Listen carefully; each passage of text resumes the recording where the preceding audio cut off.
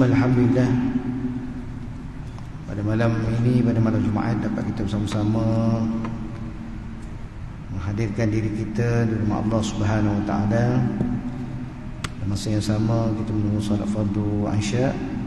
Mudah-mudahan pada majlis ilmu ini saya menyambung kuliah kita berkenaan dengan rawatan asas penggunaan perubatan Islam, iaitu saya menyambung tentang penggunaan garam dan daun bidara khususnya sebagai rawatan ikhtiar, yang ini mengatasi gangguan makhluk halus.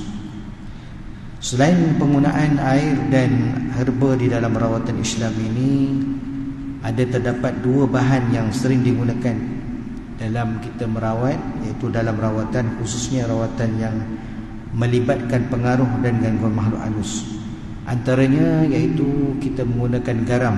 Tuan-tuan, garam ini antaranya adalah bahan utama yang sering digunakan, sering digunakan untuk merawat penyakit yang berkaitan dengan makhluk halus. Ini kita tengok garam ini adalah garam kasar.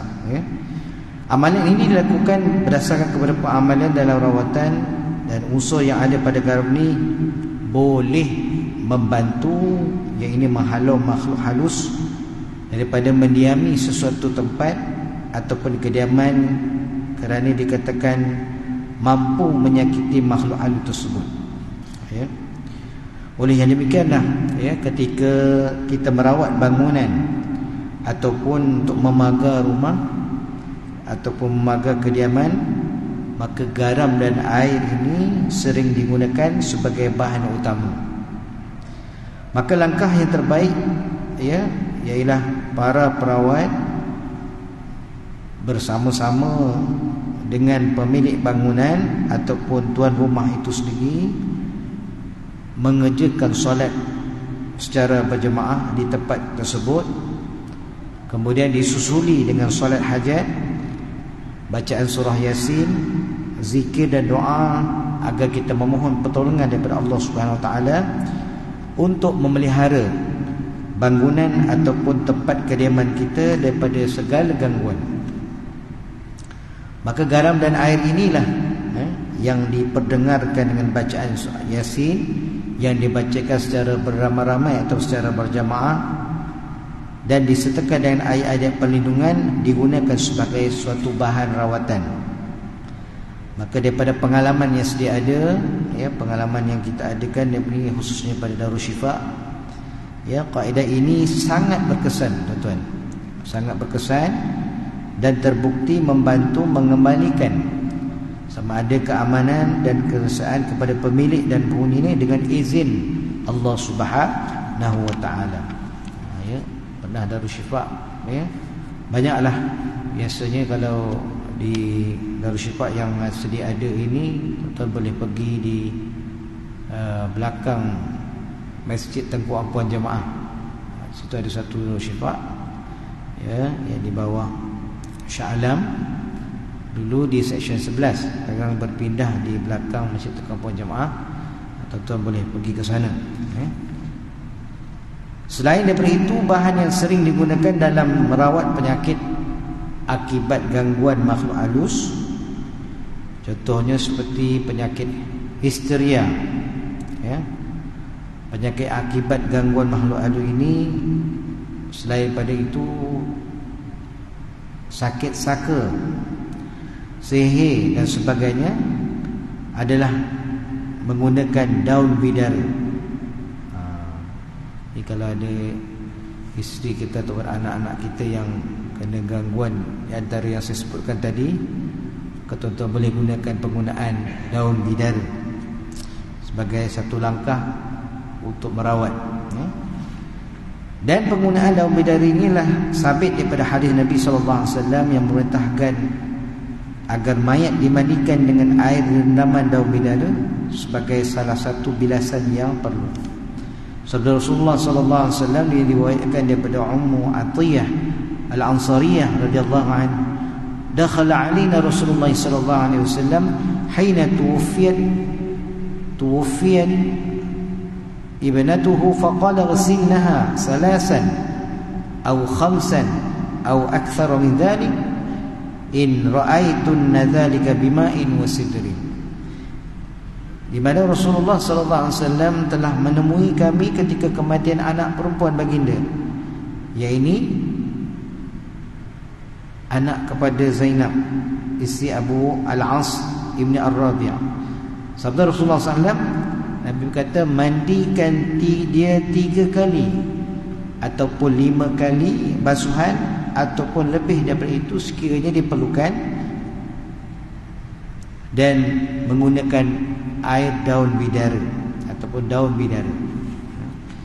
Maka demikian jugalah Ummu Qais binti Mihsan pernah berkata, aku telah bertanya kepada Nabi SAW tentang darah haid yang terkena pada pakaian. Maka Nabi SAW bersabda, hukihi bidilhin wagsilhi bima'in wasidrin, kikis dan buangkanlah darah itu dengan sesuatu dan bersihkannya dengan air yang bercampur daun bidara. Maka hadis ini menjelaskan bahawa penggunaan daun bidara ini mempunyai kelebihan dan kemanfaatan kepada seluruh manusia. Antaranya Ibnu Katsir dalam mentafsirkan ayat 102 dan 130 surah Al-Baqarah telah merujuk kepada pendapat Al-Qurtubi yang memetik kata-kata Wahab bin Munabbih yang menyarankan agar mengambil 7 helai daun bidara, kemudian dihaluskan dengan batu serta kemudiannya dilarutkan dalam air, kemudian dibacakan pada larutan dan campuran air daun bidara itu ayatul kursi. Itu ambil daun bidara, kemudian ditumbuk, dan dibacakan pada air beserta daun bidara tadi, ayatul kursi, dan diberi minum 3 teguk kepada orang yang terkena sihir atau akibat gangguan makhluk halus. Maka baki air tersebut digunakan untuk mandian. Maka kaedah ini mampu untuk menghilangkan sihir tersebut, dan insya-Allah ia akan balik dilakukan bagi suami isteri yang terkena sihir permisah. Berapa ramai ini yang diuji Allah Ta'ala, walaupun keadaan kita moden sekarang ni pun masih lagi penyakit sihir yang digunakan untuk dikenakan bagi suami isteri, iaitu sihir pemisah. Maka Ibnu Katsir berkata lagi bahawa suatu yang paling bermanfaat untuk membantu menghilangkan sihir adalah iaitu apa yang telah diturunkan oleh Allah Subhanahu wa taala kepada Rasulullah sallallahu alaihi wasallam, iaitu menggunakan 2 muawwizat. Apa dia muawwizat? Iaitu suratul Falaq dan suratul Nas. Ia merujuk kepada hadis Nabi sallallahu alaihi wasallam yang menyebutkan bahawa 2 muawwizat ini sangat bermanfaat untuk melindungi dan menghapuskan penyakit sihir. Demikian jugalah ayatul kursi, yang boleh menjadikan penghalau bagi syaitan. Maka dalam keadaan inilah Al-Qurtubi berkata di sini kami, ini sihir adalah suatu yang benar, dan sihir mempunyai hakikat yang diciptakan oleh Allah dari sisi yang mengikut kehendaknya. Itu di antara penggunaan yang kita katakan sebagai satu langkah ataupun ikhtiar, bila berlakunya sesuatu penyakit yang dikatakan gangguan makhluk halus ataupun makhluk kasar. Baik, apa fatwa dan dalil keharusan penggunaan garam ini yang saya sebutkan tadi? Maka terdapat hadis Nabi sallallahu alaihi wasallam yang menjelaskan penggunaan garam. Penggunaan garam ini dalam rawatan Islam.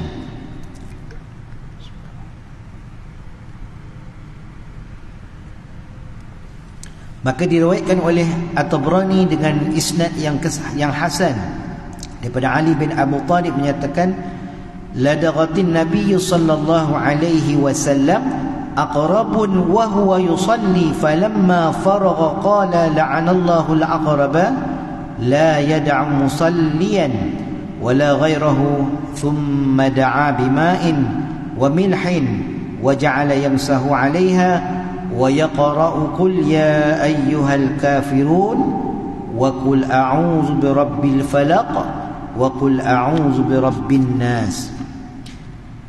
Nabi SAW telah disengat oleh seekor kala jangking ketika baginda sedang solat. Sebaik sahaja selesai solat, baginda bersabda, semoga Allah melaknat kala jengking yang tidak meninggalkan mengganggu orang yang sedang bersolat dan lain-lain. Kemudian baginda meminta dibawakan air dan garam.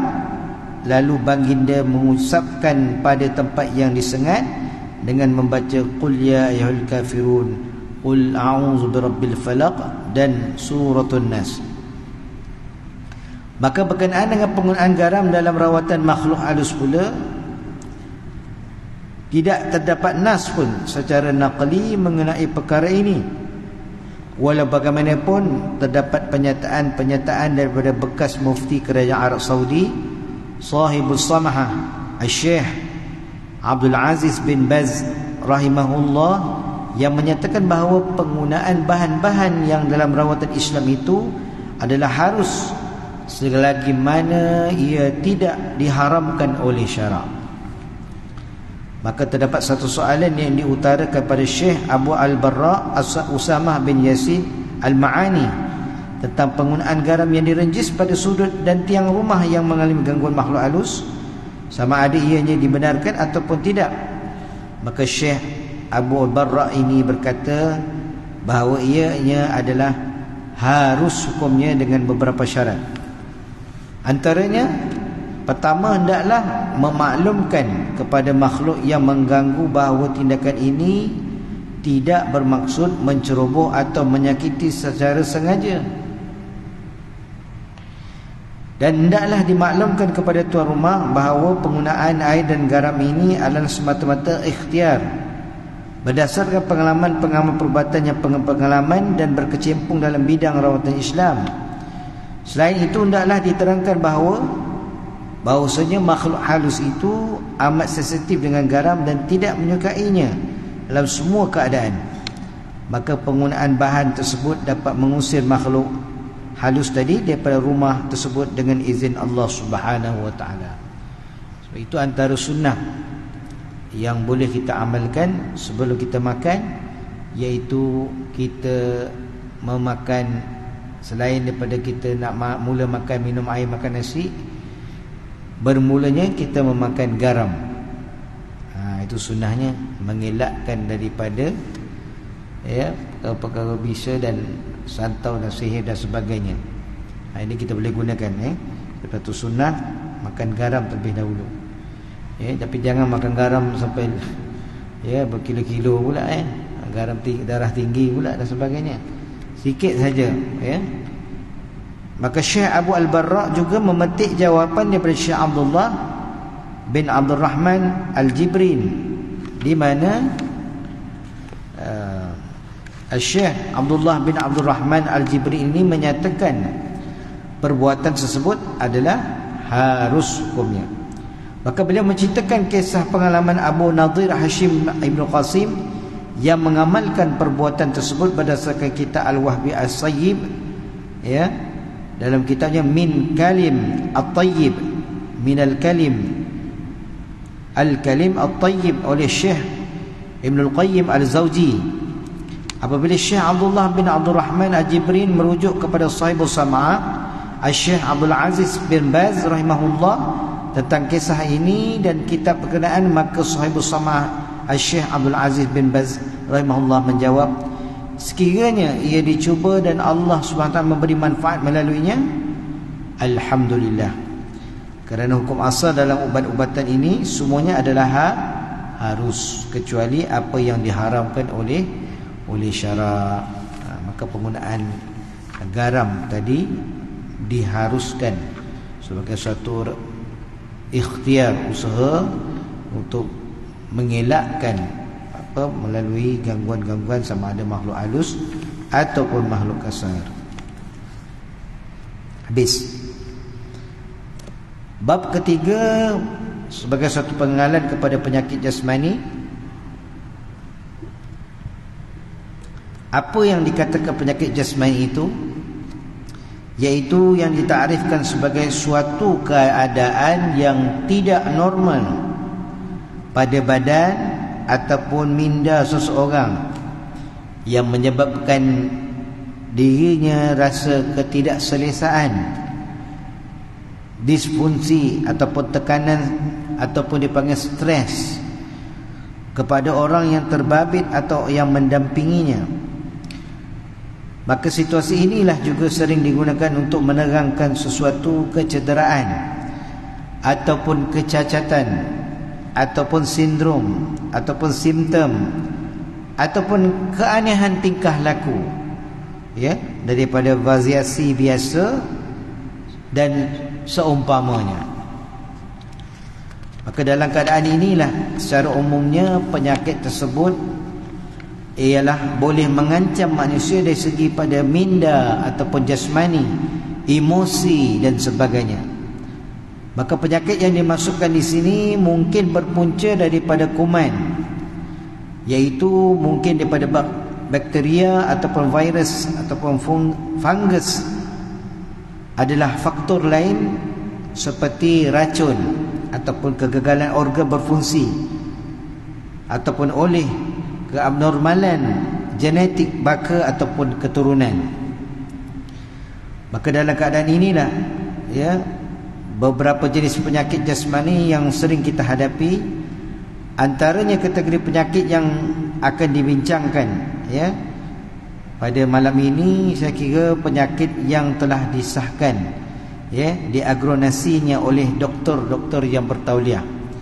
Ya, banyak kita lihat, ya, istilah diagnosis berasal daripada bahasa Greek, dia yang bermaksud melalui, ya, dan genosis yang bermaksud pengetahuan. Ini kita boleh lihatlah dalam pada dasar inilah suatu seseorang yang menunjukkan gejala-gejala, simptom-simptom terhadap sesuatu penyakit itu akan segera berjumpa dengan perawat ataupun pakar perubatan. Dan mereka ini kemudiannya akan membuat analisis berdasarkan sejarah perubatan seseorang pesakit ataupun membuat beberapa ujian mental dan jasmani ataupun kedua-duanya sekali. Selepas itu barulah boleh mendapat keputusan.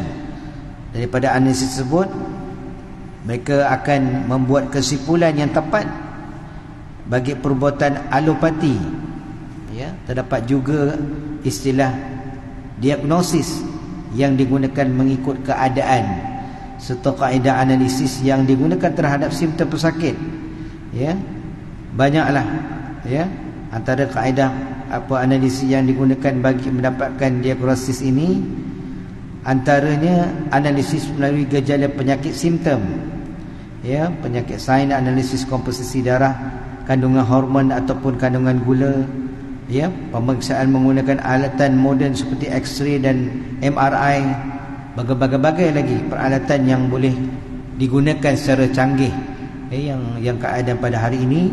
Maka perubatan alternatif inilah yang digunakan, ya, seperti perubatan Cina, ya, sama ada dia nak menggunakan acupuncture dan sebagainya, satu ikhtiar. Maka reflexology ataupun urut tapak kaki, ya, ataupun dikatakan saraf pada badan, dia bermula daripada pinggang hingga ke leher, ataupun saraf pada anak mata, ataupun saraf pada anggota lidah, dan saraf pada tapak tangan. Kalau kita lihat menurut Kamus Dewan edisi keempat, simptom bermaksud iaitu gejala ataupun tanda-tanda akan terjadinya sesuatu ataupun alamat ataupun petanda. Ia ditujukan kepada petanda ataupun alamat yang dapat memberikan gambaran dan petunjuk kepada sesuatu penyakit. Contohnya, kita boleh lihat warna mata kita merah. Ya, kalau warna mata pun dah merah, kemudian berair pula, dah berair, terasa pedih dalam mata, menandakan bahawa individu itu mempunyai ataupun mengalami sakit mata. Itu sebagai contoh. Begitu juga dengan seorang yang diuji oleh Allah Subhanahu Wa Taala dengan suhu badan yang terlalu tinggi, iaitu demam panas. Ini boleh kita ketahui melalui simptom peningkatan suhu badan yang tinggi, yang melebihi paras normal suhu badan manusia. Normalnya kalau lebih pada 38 suhunya ataupun 39 sudah dikatakan demam panas. Ya. Maka dalam kamus perubatan simptom ini ditakrifkan, ya, banyak. Antaranya perubahan terhadap cara tubuh bekerja ataupun perubahan terhadap rupa badan kita yang dapat menunjukkan satu penyakit ataupun segala gangguan wujud dalam dapat dikenalpasti dengan sendiri oleh pesakit. Maka inilah yang dikatakan salah satu, jika satu gejala itu dikenalpasti hanya oleh doktor, ia adalah satu tanda sahaja. Maka inilah di antara terdapat beberapa istilah berkaitan dengan penyakit jasmani ini, iaitu pengelasan penyakit secara saintifik dengan menggunakan kaedah tertentu yang dikenali sebagai nosologi. Maka pengetahuan umum mengenai penyakit dan rawatan penyakit ini dikenali sebagai perubatan. Ya. Maka patologi boleh merupakan ilmu kajian tentang penyakit, dan cabang bidang sains merupakan yang mengkaji berkenaan dengan ciri-ciri dan perkembangan, ya, penyakit melalui analisis perubatan, fungsi ataupun keadaan anggota badan. Maka Imam Ibn Katsir di dalam tafsir Al-Quranul Azim menyebutkan Allah Subhanahu Wa Taala mengarahkan mereka supaya mengamati isi-isi Al-Quran itu dan melarang mereka berpaling daripadanya. Maka Allah Subhanahu Wa Taala juga mengarahkan mereka supaya memahami maksud ayat-ayat Al-Quran itu yang begitu halus lafaznya serta dipenuhi kebijaksanaannya. Maka dalam bab rawatan penyakit jasmani ini, ya, memberikan pengkhususan tentang rawatan penyakit jasmani yang kebiasaannya telah diketahuinya oleh pesakit. Biasanya pesakit-pesakit yang datang untuk mendapatkan rawatan ini telah pergi dahulu ke klinik, telah hadir ke hospital dan sebagainya untuk pengesahan daripada doktor. Ya, apakah jenis penyakit ini? Setelah penyakit-penyakit ini yang dimasukkan akan diterangkan daripada satu persatu, iaitu penyakit jasmani yang selalu dikira pada malam ini secara umumnya iaitu penyakit asma ataupun lelah. Penyakit asma ini merupakan penyakit yang begitu kronik, yang melibatkan saluran pernafasan yang boleh dihadapi oleh antaranya kanak-kanak maupun orang dewasa. Dalam keadaan serangan asma ini mengalami beberapa perubahan, termasuklah, ya, otot-otot licin dan dinding, ya, mengalami kekejangan, ya, penghasilan lendir yang berlebihan, keradangan ataupun inflamasi pada lapisan saluran udara. Ini orang yang mengidap penyakit asma ataupun penyakit lelah, ya, yang dikatakan bernapas secara tersekat-sekat ataupun pernafasan secara pendek, ya, di mana udara yang masuk dalam paru-paru itu secara umumnya terperangkap pada lendir dan sukar untuk beliau menghidup ataupun menghembuskan, mengeluarkan secara pernafasan. Maka serangan asma ini boleh, kalau dibiarkan secara berlanjutan, ya, dan akhirnya boleh mengalami secara kroniknya sesak nafas dan sebagainya. Maka dalam gejala asma inilah, ya, antara yang boleh sebagai suatu pencegahan, langkah yang terbaik untuk mengelakkan berlakunya batuk. Biasanya bermula dengan batuk secara perlahan-lahan dan hinggalah dia berlarutan daripada awal pagi dan biasanya di tengah malam. Ini salah satu daripada tanda-tanda yang boleh kita katakan bunyi pernafasan itu. Orang kalau asma ini kita boleh dengar dia punya bunyi saluran pernafasannya. Maka dia sukar untuk dia bernafas. Maka keadaan ini perlu kita merawat. Biasanya kalau di hospital atau di klinik, dia bagi bantuan pernafasan ataupun melalui daripada kaedah-kaedah yang tertentu untuk membantu mengurangkan lendir-lendir tersebut agar dia boleh bernafas. Maka dalam keadaan rawatan kaedah rawatan Islam, selain daripada lendir yang boleh kita katakan boleh membantu untuk rawatan penyakit asma, ini telah digunakan pengalaman-pengalaman oleh almarhum Tuan Guru Harudin sendiri, diturunkan kepada anak-anak muridnya. Itu tuan boleh gunakan kaedah yang pertama, iaitu pertama menggunakan doa yang digunakan penawas ibu guna, iaitu suratul Fatihah. Yang kedua adalah tuan-tuan membaca selawat syifa, Allahumma salli ala sayyidina Muhammadin tibbil qulubi wa dawaiha wa afiyatil abdan wa shifaiha wa nuril absari wa dhiyaiha wa ala alihi wa sahbihi wa barik wasallim. Dan yang ketiga doa yang dibacakan iaitu doa penghilang kesakitan. Apa doanya? Bismillah, Bismillah, Bismillah, a'udzu bi'izzatillah wa qudratihi min syarri ma ajidu wa uhazib. Dibaca 7 kali. Maka bahan yang perlu digunakan yang saya katakan tadi, yang pertama tuan-tuan boleh gunakan lendir belut. Ni nampak dengar macam geli pula tapi sebenarnya berkesan. Kalau siapa yang penyakit asma yang berlarutan, bukan nak makan belut tu, nak lendir dia. Tuan boleh ambil belut itu, kalau boleh beli ataupun tangkap belut. Kalau belut liar lagi bagus. Masukkan dalam baldi. Dia tak gigit pun belut ni.